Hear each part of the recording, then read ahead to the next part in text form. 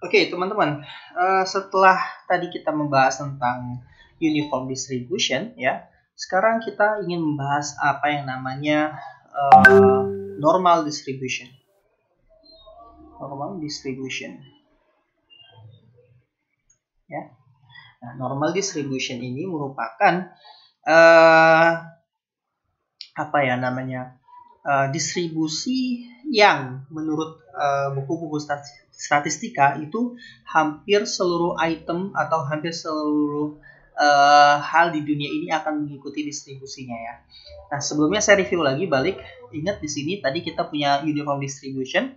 Uniform distribution saat peluang-peluang atau kejadian-kejadian yang terjadi itu semuanya totalnya adalah 1 ya. Di sini saya punya dadu 1 2 3 4 5 6.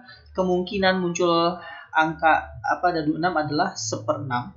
Kemungkinan muncul dadu angka 1 adalah 1/6 dan kemungkinan muncul angka dadu 3 adalah 1/6. Artinya di sini semuanya kemungkinannya adalah sama rata, yaitu 1/6 saja.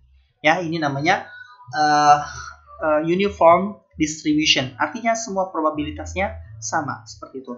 Tetapi dalam dunia nyata tidak mungkin, tapi dalam dunia nyata ternyata ditemukan bahwa probabilitas itu tidak selalu sama, ya. Jadi ada kemungkinan begitu ya, suatu hal itu distribusinya akan seperti ini, ya. Misalkan ini satu hal A, misalkan habis itu hal B, ya, habis itu C, habis itu D, habis itu E, habis itu F, misalkan seperti itu ya kawan-kawan. Nah, kalau misalkan seperti ini yang terjadi gitu ya, maka ini artinya masing-masing kejadian ini memiliki probabilitas yang berbeda-beda. Ya, contohnya di sini adalah probabilitas A sebesar misalkan nilainya 0,1, misalkan ya, ini misalkan saja. Habis itu probabilitas D nilainya misalkan 0,5 dan probabilitas F sama dengan 0,4, misalkan seperti itu. Ya. Nah, ini adalah pengantar dari distribusi normal. Artinya segala hal di dunia ini seperti itu, misalkan contohnya nilai IPK kalian gitu ya, itu akan mengikuti distribusi normal seperti itu. Maksudnya gimana Pak? Iya, misalkan IPK 4 di sini, habis itu IPK 1 gitu ya. Ini dan ini IPK rata-rata misalkan 3, sekian. Nah, ini akan mengikuti distribusi normal. Yang mendapatkan IPK 4 mungkin boleh jadi hanya sejumlah sedikit orang saja begitu ya.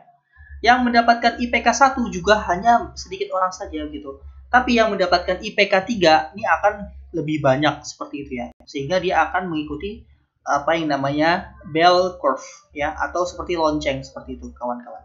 Nah, jadi saya ulangin, yang dinamakan dengan distribusi normal adalah ketika sebuah kejadian ya, ketika kejadian-kejadian ini memiliki jumlah probabilitas yang berbeda-beda seperti itu ya. Oke, sebentar saya tambahkan di sini biar lebih jelas. Gitu ya. Jadi dari grafik yang atas tadi kita dapat menggambar distribusi normal tuh seperti ini kawan-kawan.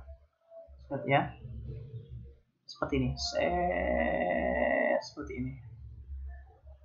Nah, di sini distribusi normal itu adalah asimptotik. Asimptotik itu artinya garis ini tidak akan pernah menyentuh garis 0. Kenapa? Karena namanya distribusi, akan selalu ada kemungkinan meskipun itu kecil begitu. Artinya begitu ya, akan selalu ada kemungkinan meskipun kemungkinan itu sangat kecil. Nah, di sini misalkan kecil gini. Nah, ini juga termasuk merupakan kemungkinan seperti itu ya. Nah, kita akan membahas lebih dalam apa itu distribusi normal di slide-slide berikutnya ya. Oke, yang pertama, it is bell shape. Ya, dia bentuknya seperti lonceng, seperti itu ya. Ya, tadi sudah saya gambarkan seperti ini bentuknya, seperti lonceng ya. Yang kedua adalah it is symmetrical about the mean. Ya, jadi ini yang membagi dua ini adalah rata-rata. Ya, ini adalah rata-ratanya. Ya, jadi rata-rata yang tengah dari grafik distribusi normal ini adalah rata-ratanya. Yang ketiga adalah it is asymptotic, seperti yang tadi sudah saya jelaskan. Dia tidak akan pernah menyentuh angka 0 gitu. Kenapa? Karena akan ada selalu kemungkinan yang meskipun itu kecil jumlah distribusinya, ini adalah probabilitasnya ya. Probabilitasnya meskipun itu kecil, tetapi tetap aja akan ada selalu kemungkinan, misalnya gitu ya. Nah, berikutnya adalah the arithmetic mean, median, and mode are equal. Kalau misalkan dalam distribusi normal ini, ya, median, mean, itu akan sama dengan median. Ini akan sama dengan mode atau modal, gitu ya.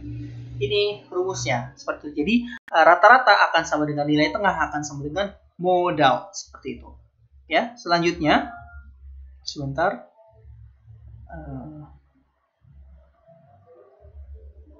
Oke, ada masalah?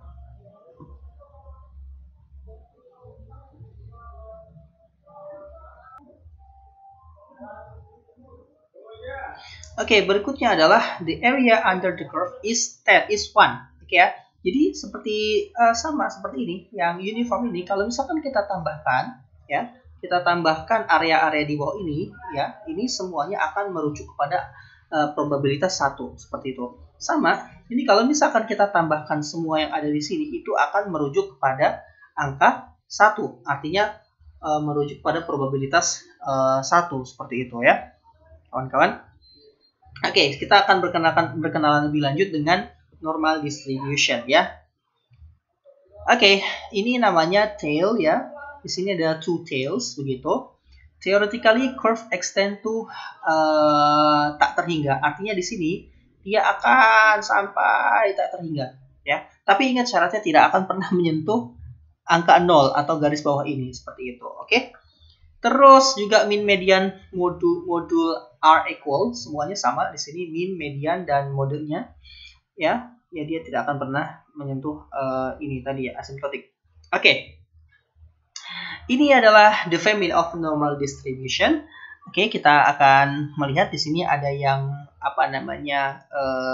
jangkung ya, ada juga yang melandai seperti itu ya.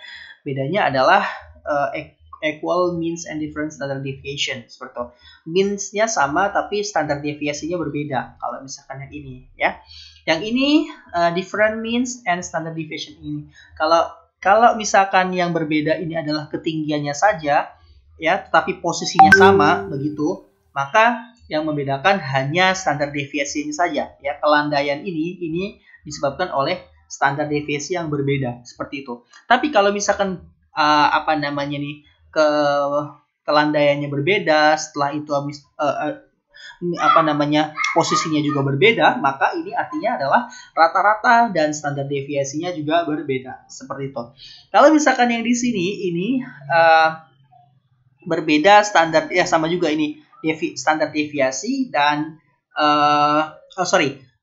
standar deviasinya sama. Kenapa? Karena dia bentuknya sama begitu ya, kelandaiannya, tetapi posisi dari rata-ratanya ini berbeda seperti itu. Itu adalah jenis-jenis dari normal distribution.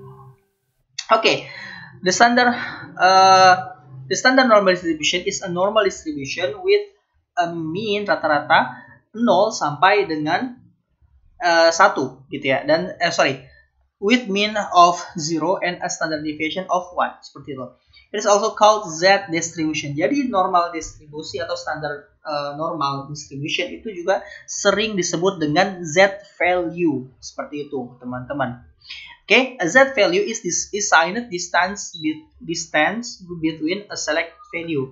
Okay, designated X and the population mean. Okay, formulanya Z ini adalah X dikurang rata-rata dibagi dengan varians ya. Kita coba lihat contohnya di sini ya. Oke, jadi sebentar lo. Oke, untuk Z value, insya Allah akan saya terangkan di video berikutnya ya. Oke, untuk sekarang perkenalan dulu tentang kurva normal dulu. Oke, terima kasih. Assalamualaikum warahmatullahi wabarakatuh.